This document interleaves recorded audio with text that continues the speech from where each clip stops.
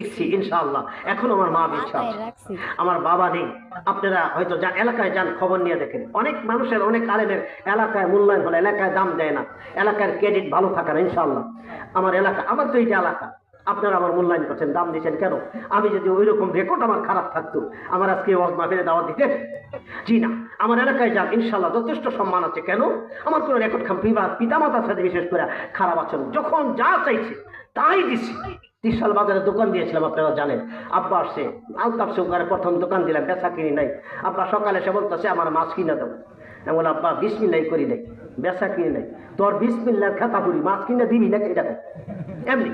আমার বাপ তো ডাকু লুকা ছিল, আপনারা অনেকে চিনবেন, কইলে কই কথা কলে আমার শরম লাগে।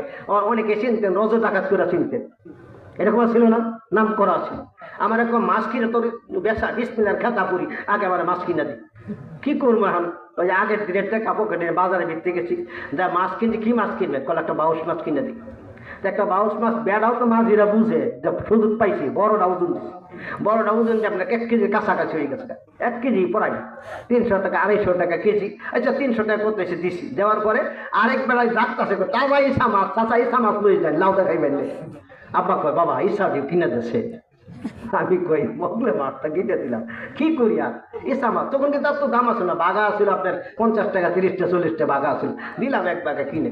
ঘুরতে সারতে আর বড় বড় সাফিলা করে, তাজা সাফিলা চাষাই দেখুন 1 বাঘা লই যাই গিয়া করতো। মা সাফিলা খুব পছন্দ করে, দেশে 1 বাঘা কিনে। কি করবো, সাফিলাও কিনে দিলাম। আল্লাহ একবার, আল্লাহ আল্লাহ আল্লাহ রাস্তে বলতেছি, কখনো কোনো অনেক প্রকাশ। আজও মা বেঁচে আছে। তা আমার মা আমাদের দাঁড়তেই হয়। আমার বাবা মুক্তিযোদ্ধা ছিল, আমার মা 20,000 টাকা পায়। এরপরে কোনোদিন ইনশাল্লাহ মায়ের টাকাতে আমরা হাত দিই না। টাকা যখন বেশি হয় মায়ের খরচ কইরা, তখন আমরা বাইরে ছেড়ে বাক করে, টু শব্দ নাই আমাদের মধ্যে ইনশাল্লাহ।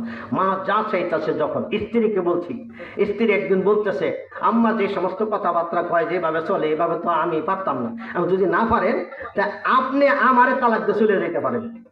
আপনারা তালাক দেওয়ার সময় বিল আমার নাই, আপনি আমারে তালাক দিয়ে খোলা করে খালি চলে যান। ওই দিন কথা বলার পরে আর আপত্তি করে না ইনশাআল্লাহ, আজও বলতে আছে। ভাইজান, মা বড় অমূল্য রত্ন। আল্লাহ রাসূল বলেছে মাই তোমার জান্নাত, মাই তোমার জাহান্নাম। মা সন্তুষ্ট আছে জান্নাত আছে, মা সন্তুষ্ট হয় জান্নাত, জাহান্নামে যেতে হবে। সেই জন্য মা বেঁচে আছে, তা আপনার কপাল আছে, আপনার জান্নাত আপনার ঘরে আছে।